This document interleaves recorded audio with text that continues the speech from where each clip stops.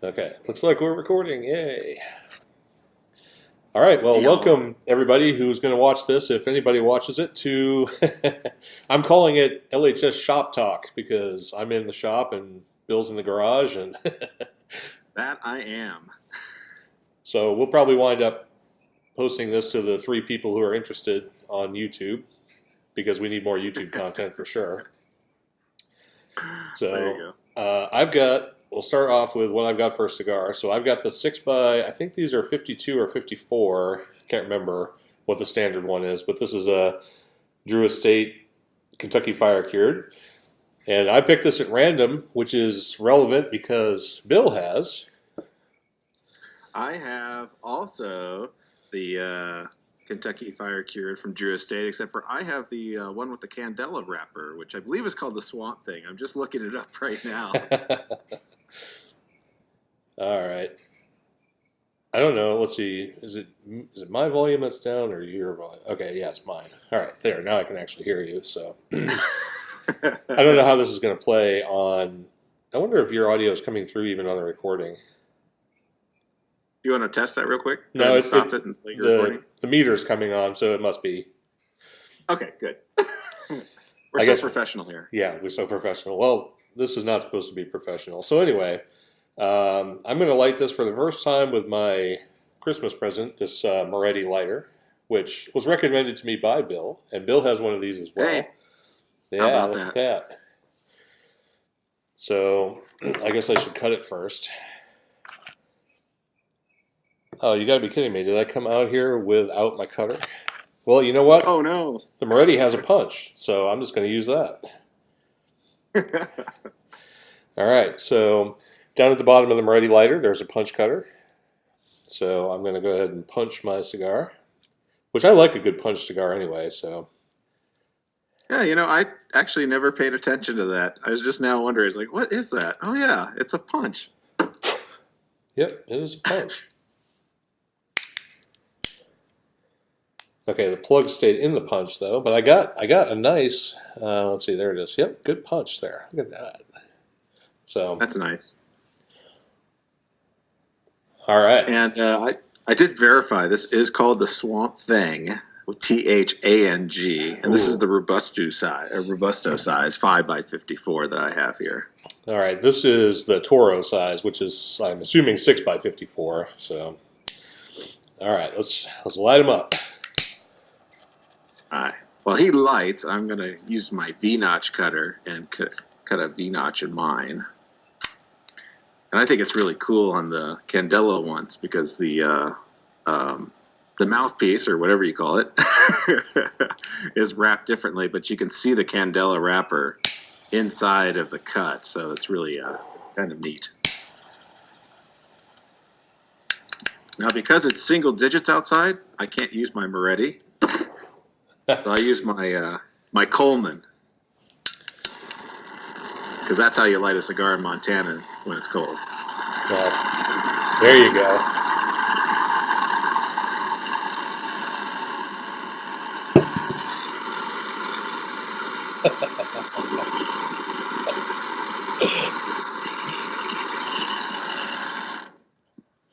That's going to play real well on the video too. So it's actually 62 degrees here in Mount Vernon, Missouri. So I could use my Moretti. And I guess the temperature that you have now is what we're going to have tomorrow. It's going to tank here.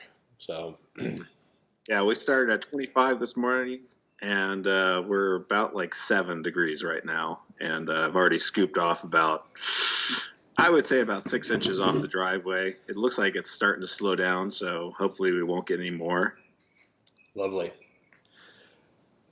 So I've also got a beverage, and what I have is a tall grass Buffalo Sweat oatmeal cream stout with vanilla. And these come out of Kansas. So, and they're very good. I've had this before, but if you have never had a tall grass stout, you should definitely try one. They have a regular one, and they have the vanilla one, which is what this is. And if you like dark beer, I highly recommend it.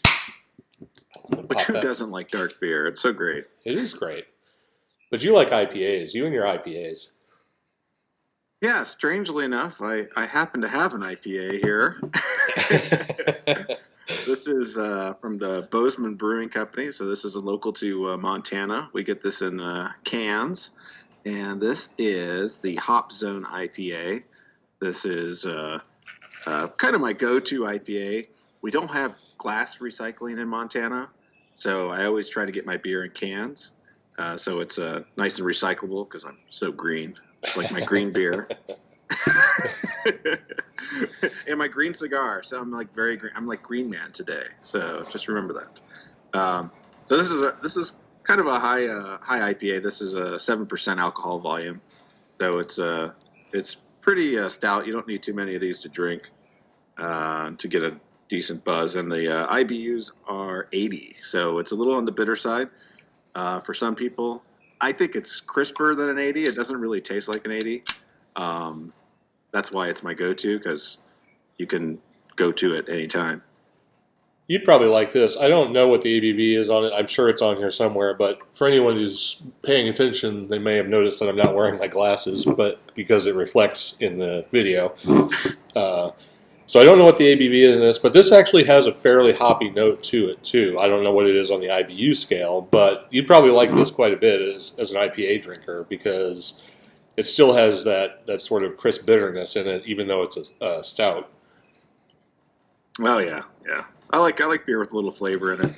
Once you start getting into the browns and the ambers, the lagers and stuff like that, they're just a little too tasteless, so I've destroyed my palate over the years.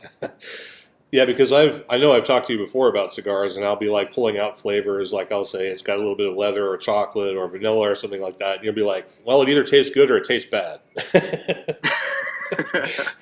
Yes, my palate is so refined. But these if are it kind of tastes interesting. Go ahead. If it tastes good or it tastes bad, what's the difference? That's what I'm wondering. I don't know.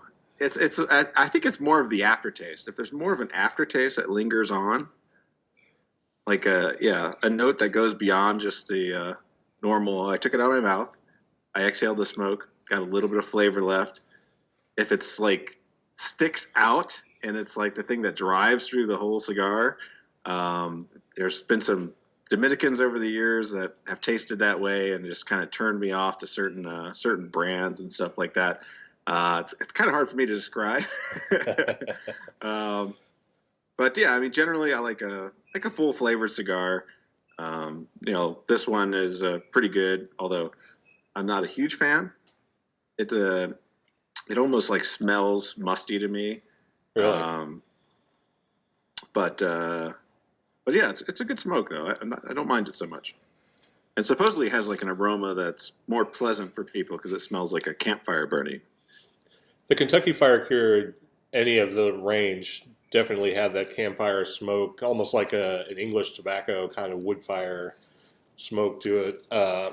And that's actually pretty good. My understanding is that these are replacing the My Uzi Weighs a Ton or the Mawat, if you're familiar with cigars at all. And I know Bill and I have talked about this before, but this is our first one of these. So, and I actually like those much more. They don't have that sort of flavor. They actually have like a real cigar flavor to me. This almost tastes like a cigarette a little bit. It just has sort of like a smoky flavor, you know what I mean? And I don't necessarily want that in a cigar. I want something that has some character, I guess. Yeah, it definitely tastes of like a fresh campfire in your mouth. So that's like the aftertaste that you get is this campfire-y taste. Yes. Which is not terribly unpleasant. I have to say, I mean, I love the smell of a campfire, and you could wrap it all up in a taste. That's what these taste like. Which is probably why they're called Kentucky Fire Cured. Yeah, I guess so. But yeah, I like the Muwats as well. Those things are excellent cigars. Yeah. And our standard size is your favorite, the 6x60. So that works out. Yeah, the for 6x60 Gordo size is ultimately what I like to go to. So this is a small cigar for me.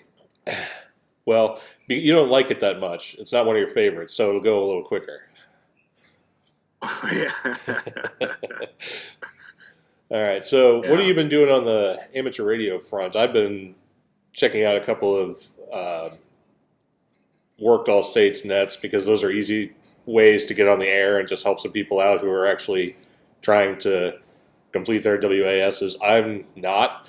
So it really works out well for me because I can just send cards out to everybody. And I haven't had new QSL cards since I left Arkansas. So I actually had to order some. And I went to the, what is it, U05XO or something like that? Are you familiar with that printer? Yeah. I'm not sure if that's the exact thing, but he seems to be most reasonable. You can get his luxury edition cards, 1,000 of them for about $90, I think. And Yeah, I think that's who I ordered my last set through too. I can't remember. I'd have to look through my emails. But when I moved up here, I did the same thing. I got all new cards because people started sending cards like crazy, and I'm like, I don't have any. Yeah, the thing about like cheap QSLs, there's a couple other ones, and those are like in the USA, but when you compare them to the U05XO or whatever it is, they're not even close. Because I think like 250 of the good ones through cheap QSLs is like 60 something dollars, and you can get 1,000. And he does exactly what you want. You send him images and logos, and you tell him placement and everything. And these are like double-sided 3.5 by 5.5 QSLs and everything.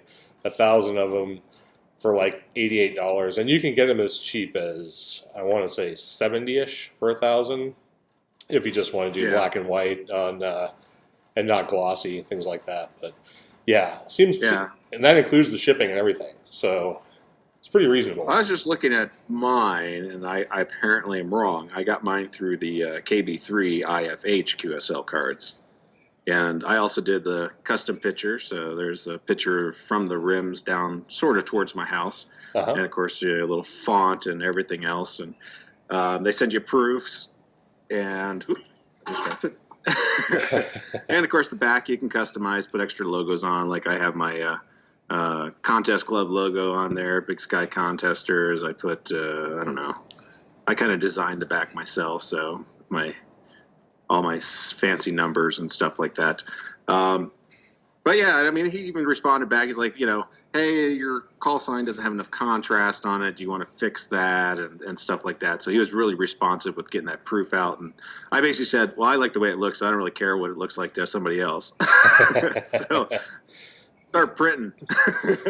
Well, I have one of your QSL cards. I'd have to look. Yeah, you sent me one of yours or gave me one at Hamvention or something. So I have one of yours. So whenever I get mine, I will send you one. Or maybe I'll force you to have an on-the-air QSO, and then I'll send you one. Yeah. Speaking of amateur radio, yeah, I need to get some metal working around here. Got 2 antennas that are just not acting right. And I got my portable antennas off to the side. I had it set up for the 10-meter contest, which was really a bust. I didn't hear anything on the band. So I've been basically getting on an SDR, one of those Kiwi SDRs, and listening from somebody else's house.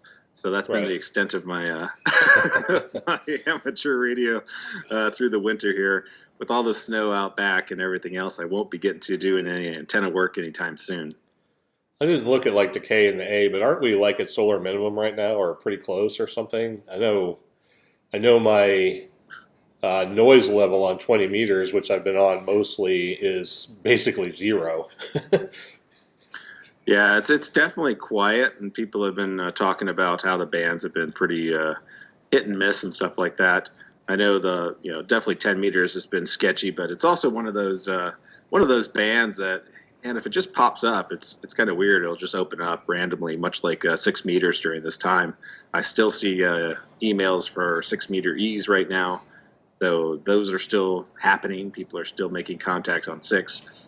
So anytime you see 6s open, most likely there's still an opening on 10, generally in the same kind of propagation area and stuff like that. At least that's been my experience over the years. And I've turned on the FT8 in the middle of the night. This is before my antenna woes started, on 10 meters, and have made a random contact. It's like, oh, I'll just put it in CQ mode on 10 for testing. Just I want to see the cycling and stuff like that. And all of a sudden, someone came back to me. I was like, wow, 10's actually open. Yeah, you gave me that DX70TH, the Alinco, and phone call. We'll just put that to voicemail. You sent me that Alinco DX70TH, and I have it hooked up, but I haven't tried it on 6 meters yet. And so I'm a little worried about it because I have a DXCC antenna, which is 2040-80, or 1020-40, sorry, 1020-40. It's like what its native resonances are. And I don't have an external antenna tuner, so I can't just throw it on there and hope that it's going to work, because it probably won't. Plus, I don't want to burn up your rig there. But and I'm just have been far too lazy to try and put up any kind of 6 meter antenna. It's a dipole with 5-foot legs. It's pretty easy to make. Oh, I know. That's why I said I'm too lazy to do it. I understand how easy it is. You got to be pretty darn lazy. You can take one of those little extension cords with the two leads on it. They're about like 5-6 foot, right? With the little 2-pronger deals and 3 sets of outlets on the other side. Just cut the end off, pull it apart, and then just hook up some coax to it. Yeah, don't make it sound any easier. It's busy. It's busy too, not just lazy. So. I understand. I got all my laptops are open and everything else here. Obviously, I'm missing phone calls, but that one can wait. I have all my computers on in my office as well. I worked yesterday and overnight into today, working on a project, and then I got a little bit of sleep this morning, but then I was right back at it until right before we started doing this. So, yeah, my work life has been hell. Well, that could be a good thing. Don't want to not be too busy, because then people think, well, gee, we don't need them. All right. Well, from a job security standpoint, I'm sure it's working out very well for me. I just wish I wasn't quite so busy all the time. Yeah.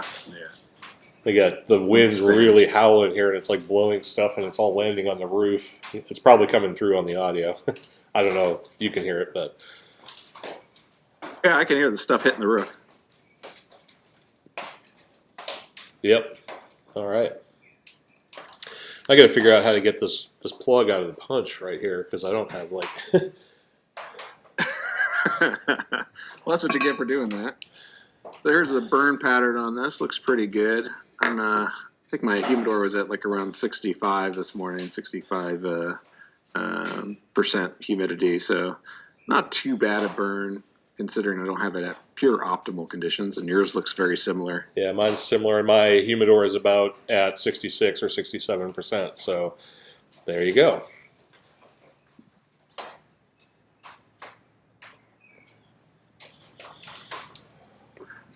It really has a nice retrohale, though.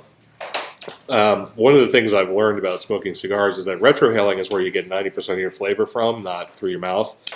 So this pretty much tastes like straight smoke and campfire if you're just smoking it through your mouth. But when I blow it through my nose, I get like chocolate and like almost toffee and earth, and then the campfire stuff on top of it too. So it's actually really nice blowing it through the nose. I don't think I'm that professional grade. You just said you didn't like it. That's all we're getting out of you, I guess.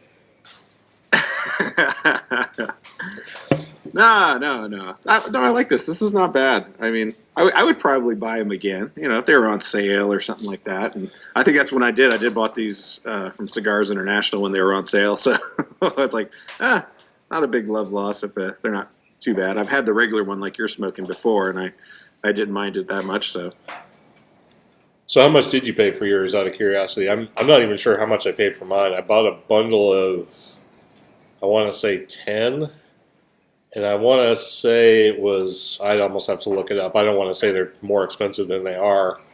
But I want to say 10 of these is like in the $40 to $50 range. Does that sound right? Maybe a little more? I think they're a little more.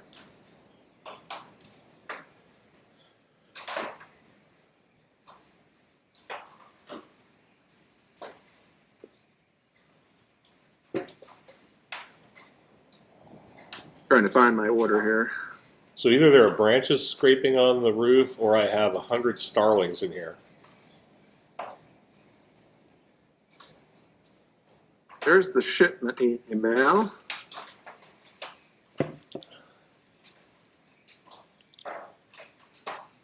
Oh, okay, yeah. So I bought these. These were normally $63.99 for I think 10. But I bought them with a coupon. So I think that was that day they were running like 25% off everything in the whole place. So I figured at that price, I was like, yeah, I'll buy them at that price. So I'm having... So they are very proud of these. Yeah. I was looking at my Inspiron 3252 that I have in my shack. It's my shack PC now. And it has an Atheros-based 3K Bluetooth controller in it, but it's not loading up in Linux. And when the computer boots up, it says it can't load the firmware file. But as far as I can tell, I have like all of the available firmwares. So I don't know where to go with this. I have like an external Bluetooth dongle that I don't want to use because it's a piece of crap. I would love to be able to use the internal Atheros-based Bluetooth chip, and it works in Windows, of course. I hate these stupid problems with Linux because it seems like that should be something that should work. I don't think that chipset's all that new. I'm not sure if it's just me or what. So which device was that? Missed that part of it. It's a built-in Wi-Fi/Bluetooth chip. It's made by Atheros. Oh, okay. And I think the network part of it is like the ATH9K. I think that's the firmware / kernel module, and the other one's like the ATH3K for the Bluetooth part. And it knows the chip is there because when it boots up, it complains about not being able to find a firmware file. And when I go look for that firmware file, sure enough, it's not there. But I'm not sure where to even find it. Yeah. And I have a couple of nice Bluetooth headsets with mic inputs that would be nice for doing like 3DV work via Bluetooth. Oh yeah. But I can't get it to work. So. I haven't tried the Bluetooth. I don't even know if my laptop even has Bluetooth, because I know I use the dongle for my mouse. So I'd have to check and see what mine does. I'm actually on my other computer right now, so can't really check it because this one is sitting on top of that one. Have you ever wondered, do you have like a Logitech Bluetooth mouse? Yes, several. Yeah, and they come with that little tiny dongle, right? Yes. Now, I have the MX Anywheres, the Anywhere mouses. Right. Well, I use the trackball, the thumb trackball type ones, but they all come with that little dongle. But what I've noticed is, or what I've seemed to have noticed, and maybe I'm misremembering this, but you can use like any of those devices with any of the dongles. They don't seem to be like paired together.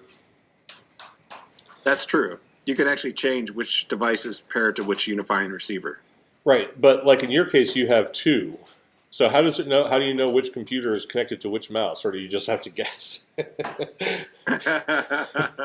Well, I know which one because they're different models. Actually, this is the older model. This is last year's MX Anywhere 2, and then this is the MX Anywhere 2S. These are really cool now because like they have you can actually set up three different devices on it. So you really only need one mouse, and you can just press the button and flip between them. And I actually have it set up so I can do that. Oh, okay. So these are actually these are just running Bluetooth right now, both of these. So they have their unique ID. And the unifying receivers are all unique as well. So they won't interfere with each other right from the factory.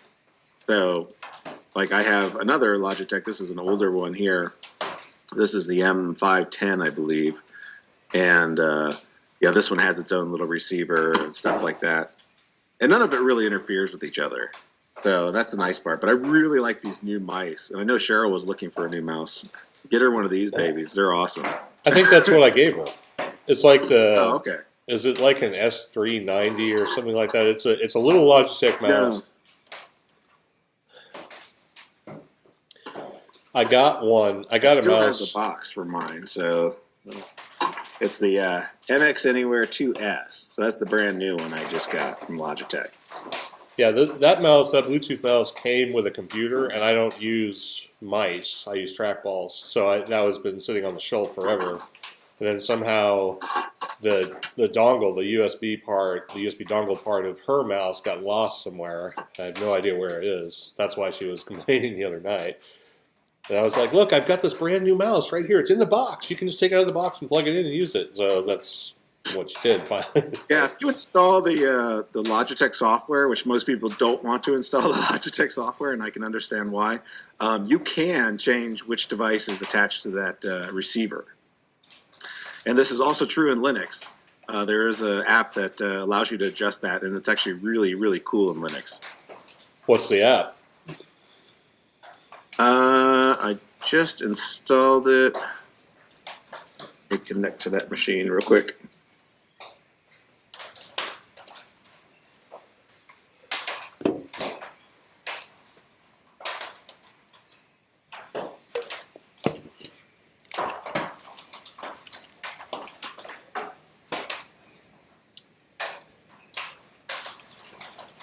So I'm going to go to Cigars International while he's doing that and look up the costs on what I am partaking of here, because I don't want to mislead anyone on price. Yeah. The app is called Solar, Solaar. Okay. Solar. And that'll allow you to actually edit it. And it gives you a nice little taskbar icon that will give you like details on the devices you have connected to that receiver, including devices that are in excess to the one that you have. So if it's been paired with other devices, you'll actually see the other devices listed on that. So it's really cool in Linux. It exposes all that stuff for you. Excellent. I'm going to check that out. Let's see. Kentucky Fire Cured. Swamp Fine. No, that's not what I have. I have the regular ones. So let's see. Here we go.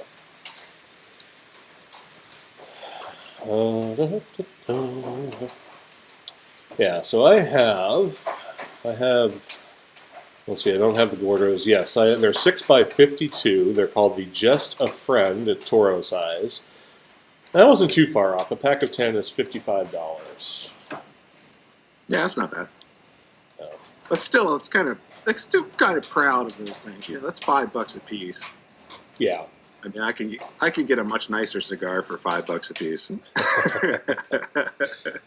See, I have one humidor that has all of my basically $5 and up sticks in it, and then I have another one that has all the $4.99 and down sticks in it. So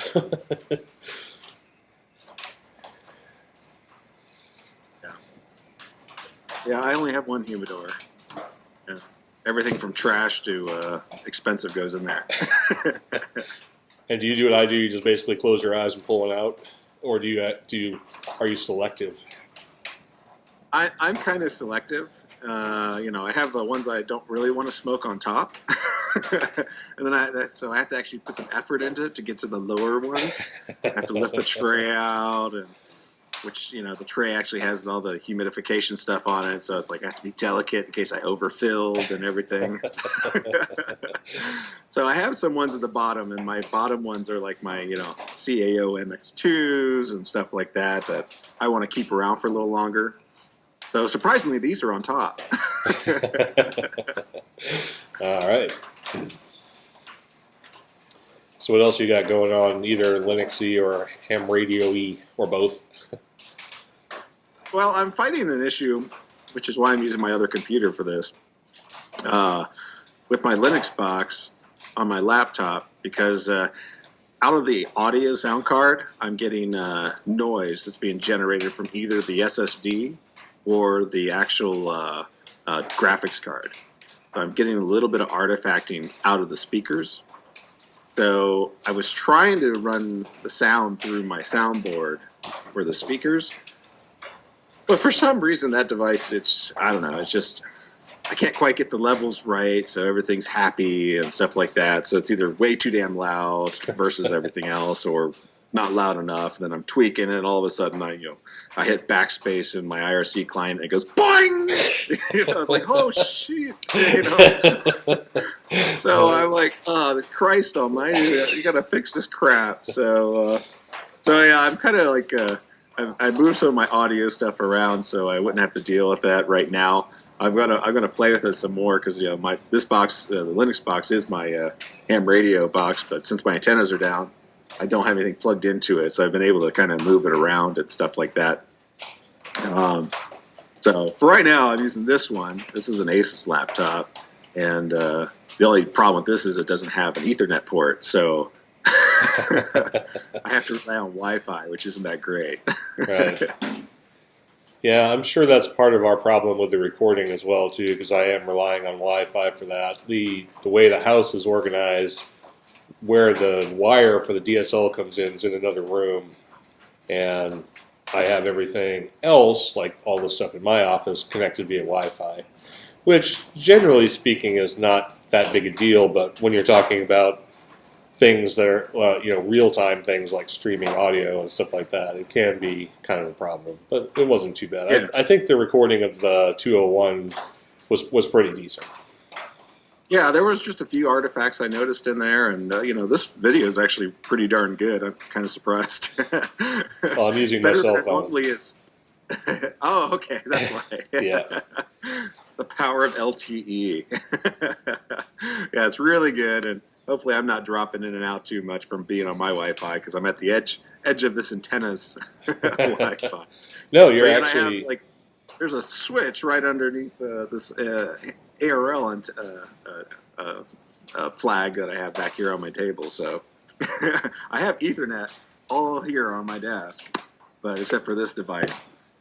I should get a card for it or something. Oh, actually, let me see. Since we're on video here, let me find my browser here. I actually have to update it. See, this is the one thing I don't like about OBS. It's like if your source changes, like if you have a different window up, you have to reconnect to it as a source. Yeah, that's only on windowing stuff. I've noticed that too, because if you notice that when you attach a window, it actually has whatever the title of the window was at the time that you attached it. So unless it can find that exact same title, it will not open it properly. Right. So let me see. But let's say you had it on a tab of GitHub and some random thing, and then you added it as a composite source. All of a sudden, the next time you open it up, you're on Gmail or something, or LHS podcast info. Right. And yeah, it's not there anymore. But if you set it up so it's on LHS podcast info, and you always open the browser that way, and then you turn on OBS after you have the browser the same way it was the last time, it'll just work. It's kind of weird. All right, so I can put that on there. All right. So I've got this. I'm going to transition over to my web browser. There we go. And so you can see at Cigars International, that's what I've got going on there. And I can actually go back and switch over to what you had, because it was like in the same search. It actually came up first. The Swamp Rat and Swamp Thing right there. Yes. All right. So we're using the power of OBS now. So I'll transition back to us. There we go. Yeah. Yeah, and I've been using Cigars International for a while now. I was using Tampa Humidor, because that's a place I used to go to walk in the door when I lived in Florida. Except for they decided to no longer sell the CAO MX2s in the Gordo size. they said, "Oh, we can drop ship them and special order them for you." But I'm like, "No, I want to click and buy now. I don't want to. I don't want to go through the hassle of you have to, call Atheros and say, hey, I need these extra box of cigars that we don't normally order for this one customer." And so I said, I'll go somewhere else. It's no big deal. So they lost all my business because of that. So I don't recommend that Right. if you're a retailer. I'm switching over again. I'm showing the Moretti lighter that we're both using. Or, well, I used the Moretti lighter. You have one. You just had to use your blowtorch today. But as you can see, Yeah. this is it's a quad flame lighter. And let's see. So I'll show it here. Yeah, so it's nice lighter. Works really well. And it's got a window. This is how they work in single-digit temperatures. Yeah, they don't. So make sure you're not smoking Occasionally outside. I can get it to light. But as you can see from the price, they were only $25. So it's a pretty decent lighter for not a lot of money. And I got mine for free. So Yeah, you got it with like a box came- purchase or something. yeah, it was like a box purchase. I can't remember which cigars it came with, but it was one of the freebie items that they sent with it. And that was a really weird order with Cigars International. They do some really, really weird stuff with shipping depending upon their availability of stuff that they have in your order. Even though they say it's in stock, it might not necessarily be in stock. So like that particular order, the very first thing that shows up to my door is the lighter, the free item. So they shipped this all by itself to me. And I'm like, oh, great, I got a lighter. I don't have anything to smoke, but I got a lighter. So, and then I got the next box showed up. And then they started 2-day shipping everything after that. So trying to make up for the fact that they missed their original ship dates and stuff. But other than that really random order, I've had really good luck with them as a retailer and vendor. Yeah, I have as well. I only had one order from them where I had a couple of dried out cigars, but they replaced them with the same things as soon as they were in stock again, for free, of course. Basically, if you have any issues, you just call them and tell them you have an issue, and they're usually right on top of it. So I can highly recommend Cigars International. I did that with those Man of Wars I ordered because the little caps were that's what you call them, caps, not mouthpieces. The caps cracked on them when I received them. And they just sent me a coupon. So they didn't send me any new cigars or anything, but they at least sent me a coupon to put against future sales. So I thought that was pretty good. Actually, with the ones that were dried out for me, I probably would have preferred a coupon because they weren't all that great. They were like in a sampler pack, so they weren't the greatest cigars to begin with. But they made it right.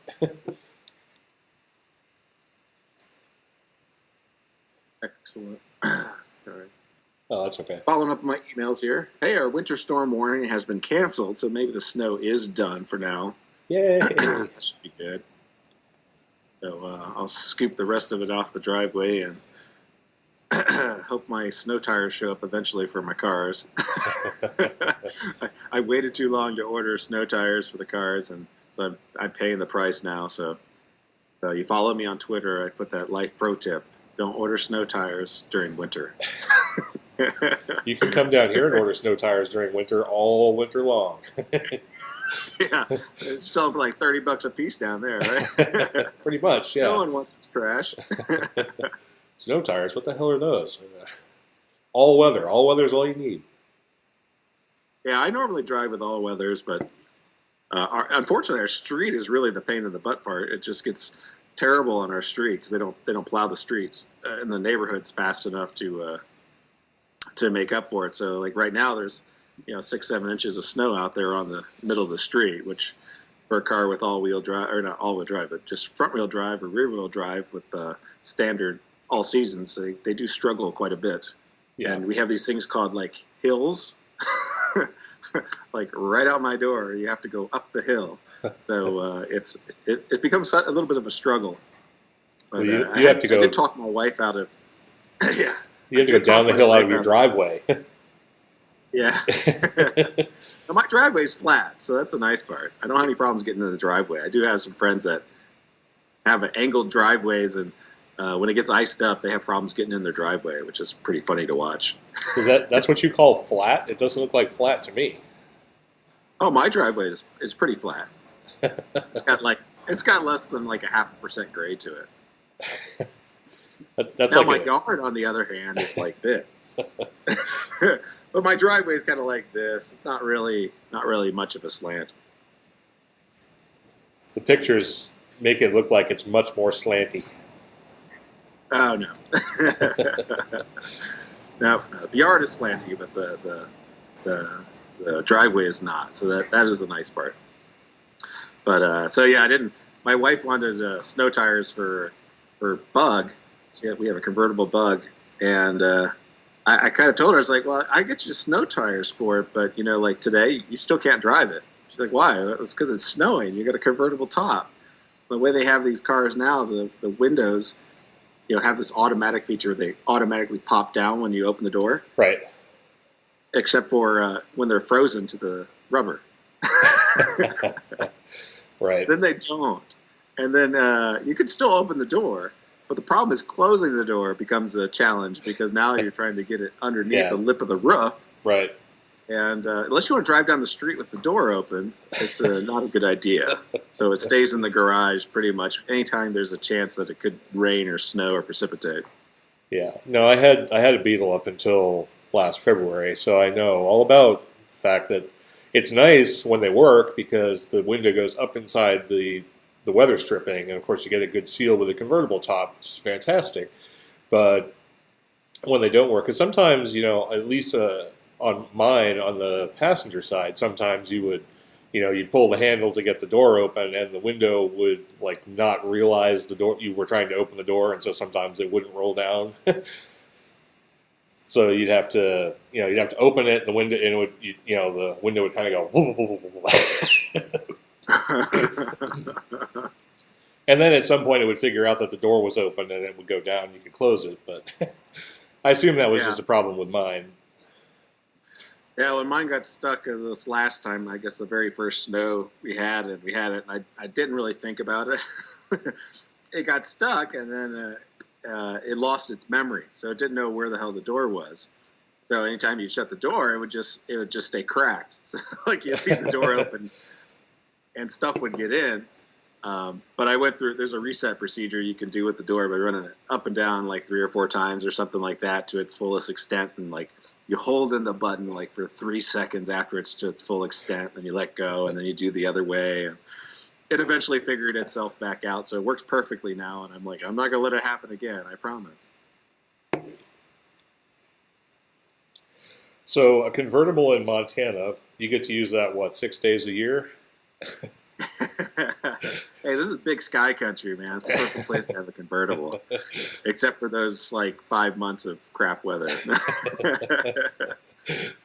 Normally our winters aren't too terrible. I mean, we do get our bouts of snow like this that we get dumped on, lingers for a while, then it stays cold, and but then you get these pockets of just beautiful weather during the wintertime, and you're like, hell yeah, put the top down. It's only 40 degrees outside. Well, that's beautiful. Let's just do it. That's why they invented heater and heated seats and stuff like that. So yeah, it's kind of like today, where it's 62 degrees here, and tomorrow it's supposed to be 18 and snow.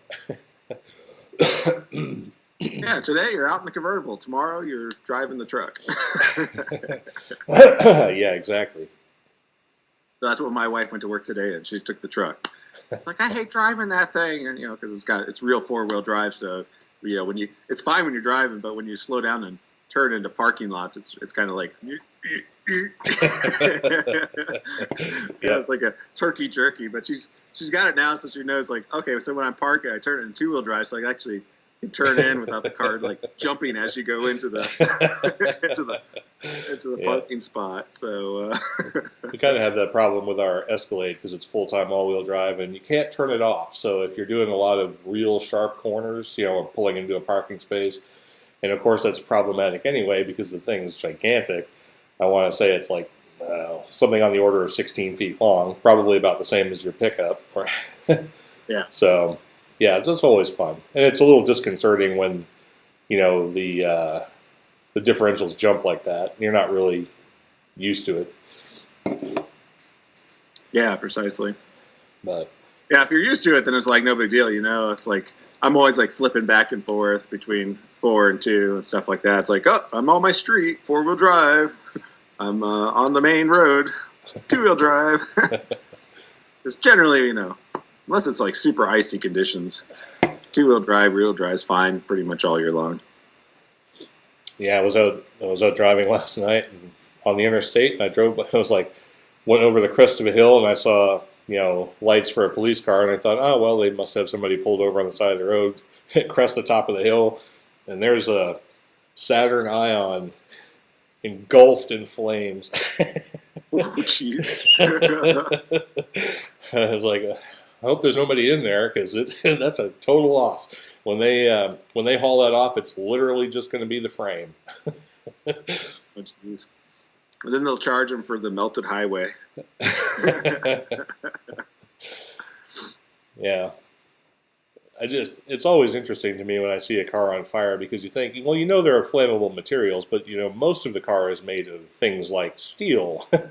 And yet somehow they can, I guess if you start catching the rubber on fire, and then the plastic parts and all that, and then once it gets inside, you've got the fabric and everything. So there's plenty to burn, but it still seems like it takes an awful lot of effort to get a car to catch fire. Oh, yeah. Definitely see that. Well, they do have this thing like a bunch of fuel in there, and it's kind of like spread throughout the whole vehicle. I suppose if you get the little combustibles in places. If you somehow get the fire down into the fuel line and back to the gas tank, then yeah, I suppose it can be all bad. But even so, with pressurized tanks, the idea is to keep well, first of all, to help promote getting the fuel up to the engine, but the other thing is to keep air out of the fuel line or the fuel system to prevent sort of its combustibility, because you have to have a certain stoichiometry to get it to actually catch fire. But I guess at some point it's going to go up. Yeah. It will. Wow, it got quiet here all of a sudden. It's like the wind stopped for a second. That was freaky. It's too quiet. Well, hearing a loud noise after it being quiet is just as jarring as it being quiet after a lot of loud noise. So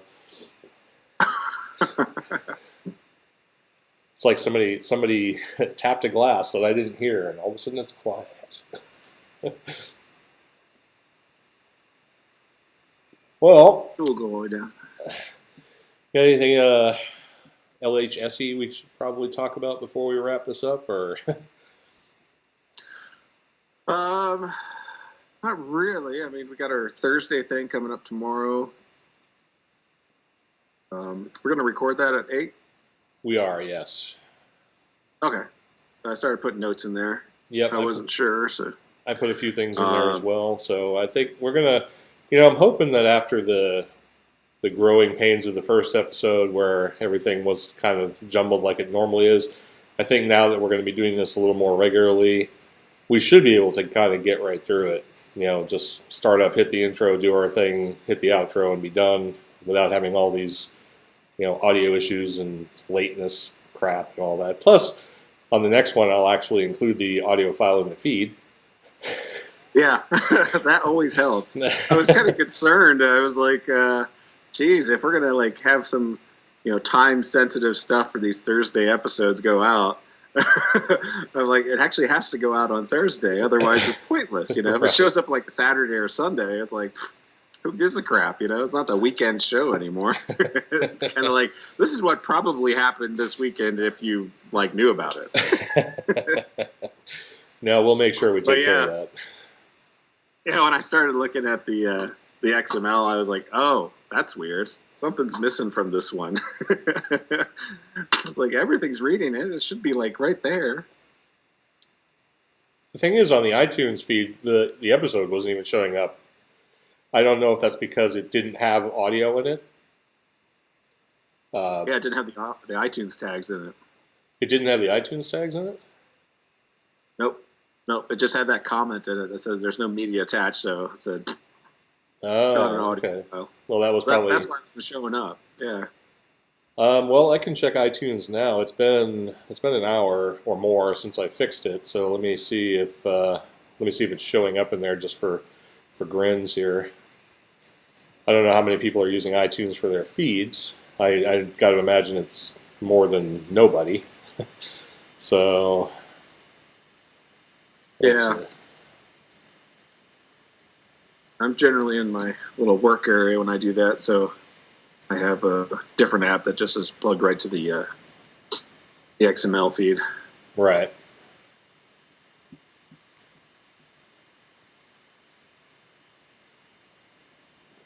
Well, come on, search. Search, darn you! I'm in the store. What's the problem here? Okay, come on. iTunes Store. All right, people, don't use Apple. It's all crap.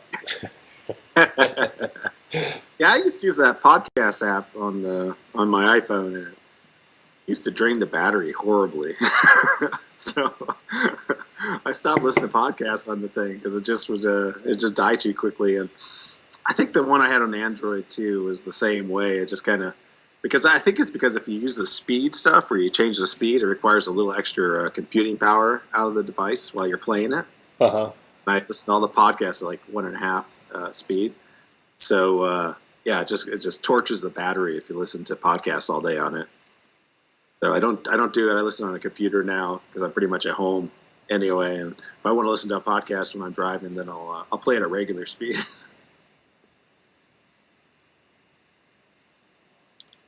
Yeah, you made a suggestion about getting a player, like a web player that plays at something other than single speed. But Yeah, I've seen somebody has JavaScript for that.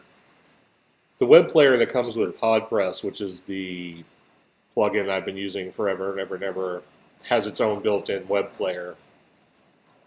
So it can only uses, the one speed. But then the ones on the show notes, I actually use the HTML5 audio tag.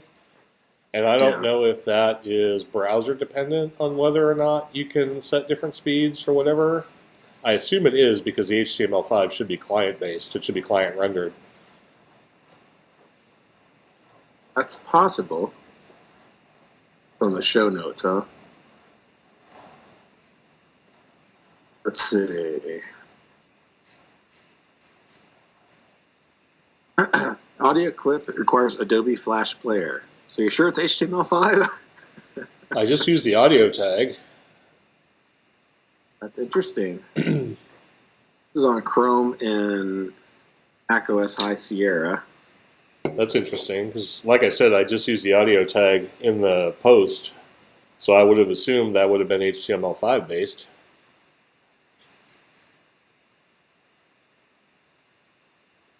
We'll see what this one does.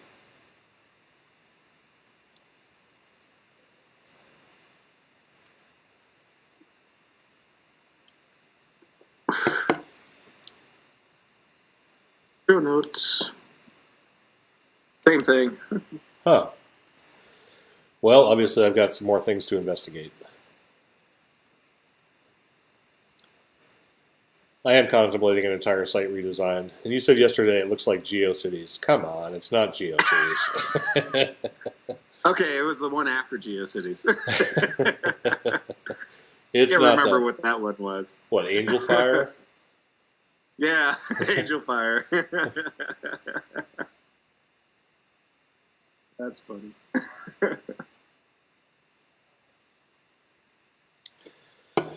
All right. Well, I think that'll be a good first LHS shop talk to post on YouTube. At least we'll have some content up there now. I see you haven't cross-posted your series yet. Are you gonna? Not yet. Yeah, I have to go through those real quick, and then I'll push those out probably this weekend. All right, good deal. Well, maybe we can mention that on Thursday. That stuff should be showing up in the feed on YouTube. Yes. All right, good deal. So if anybody, I'm going to try and upload this today. My upload to YouTube is incredibly slow.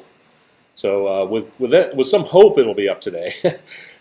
So if you happen to see this today or before tomorrow night, Thursday night, we will be recording LHS Live, the audio version, on the 11th. That is the 11th, right? Yep, yes. January 11th. Yeah, 8 p.m. Central Time, which is 0200 Zulu on Friday.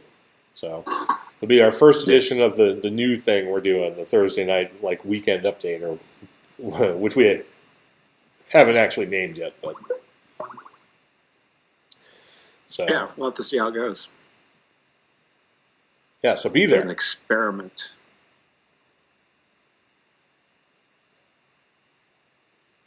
This thing almost went out on me. All right. We got a nice ash. There you go. Nice ashing. You always tell a good cigar if it holds on to its ash and it's properly stored and everything else. Yep. Grab your ash. Not too bad. I'm almost got rid of the candela there. I'm almost to the cap piece there. So, and these are pretty good all the way down to where you burn your lips. So I do have to say that with them, because sometimes you get cigars that taste differently when you light them. The first few inches, or first inch is weird, and the last inch is weird. But these are consistent throughout, and that's normally a sign of a good quality cigar. Is that it tastes the same from light up to throw down. So well, I would add a caveat to that, is because some cigars are actually rolled to have flavor transitions, and if they taste the same the whole way down, then you've got a problem. Yeah, well, if they're specific that way, then yeah. But I don't normally like this. I like the same flavor all the way through. I don't like something to change. Much like I don't like flavored cigars, infusions and crap like that. It's just right. They're not very they don't agree with me that well. I'll smoke them in a pinch, but I won't do it on purpose. All right, then we'll have some good talks about that, because I actually do like aromatic and infused cigars, and I have a few of them left. Like I have I think I have a bourbon infused, and I have a Java, which is a it's a coffee and cream infused one, and I have a couple of tobacco specials, which are also coffee. So I am kind of a fan of those. I've had the Java ones before, and those are not bad because they don't put some kind of liquid on the outside. There's no nothing that comes off the wrapper. Right. The flavor's actually in the cigar. Yeah. Aromatically infused, where they're actually not someone out there with a spray paint gun spraying on your cigar. Like the acids.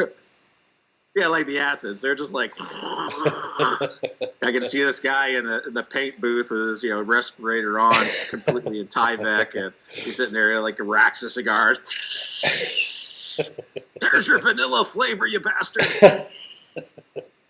For people who don't like cigars. Yeah, exactly. It's the same people like those Fisher Sweets with the flavored mouthpieces and stuff like that. I remember those when I was younger. I was like, God, this can't be what cigars taste like. Right. All right. So again, I think we'll wrap this up for this time. We'll have another one of these at some point. They're just going to be put out randomly, but we'll call this episode 1 of LHS Shop Talk, and we'll have another one sometime. So thanks everybody for watching. Get some tall grass oatmeal stout sometime, or Bill's IPA. Hop Zone IPA, awesome stuff. If it gets into your state, try it out. And like every can in Montana, it says "Drink till MT." I don't know if you can even see that. No, my camera does autofocus, but there it is. There Drink is, till yeah. MT. Yeah, let's see if I can get up close on this here. So there we go. Yep, right there. Oatmeal cream stout, brewed with vanilla beans, buffalo sweat from tall grass. There you go. All right. Well, we'll talk to you soon, Bill. And everybody, have a good one. Take care. See ya.